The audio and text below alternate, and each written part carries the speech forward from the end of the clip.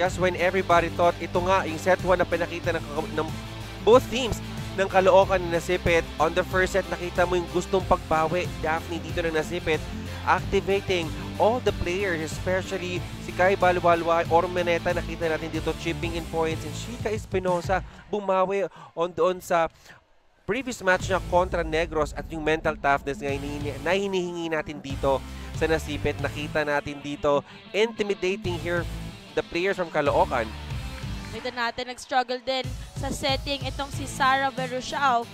And so, of course, itong team Nasipit, they took advantage of that one, and the momentum was obviously on the side of the red shirts. Kaya para sa ating set 1 score, nakita naman natin wide difference, pero pagdating dito sa set 2.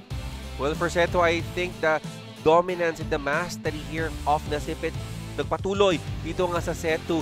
For Caloocan, hindi pa rin nila ma-workout yung service receive nila, and it prohibited Sarah Verusiao, a very decorated setter, na makapag-distribute ng magandang bola sa mga spikers niya. And very oftentimes, di natin narinig yung mga pangalan ng mga most players na nakapag-score usually for Caloocan. Set 3 score natin, 25-22.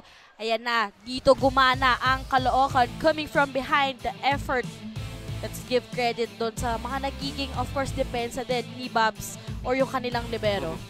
And just when everybody thought na mananalo na itong Nasipit kontra Caloocan, here come Caloocan. After the timeout, ka-coach nila, everything worked so fine with them. The celebration was there, and on the set 4, nandito pa rin ang Nasipit, nagpatuloy sa kanilang dominance kontra Caloocan. Dito sa set 4, hindi lang si Ormeneta ang gumana. We also have Kai Balwalwa and yung tandem nitong si Babiera as well as si Manalo, two players from Mapua University, just really giving some wonders and spark para dito sa Nasipit Lady Spikers para hindi na tayo umabot ng set 5.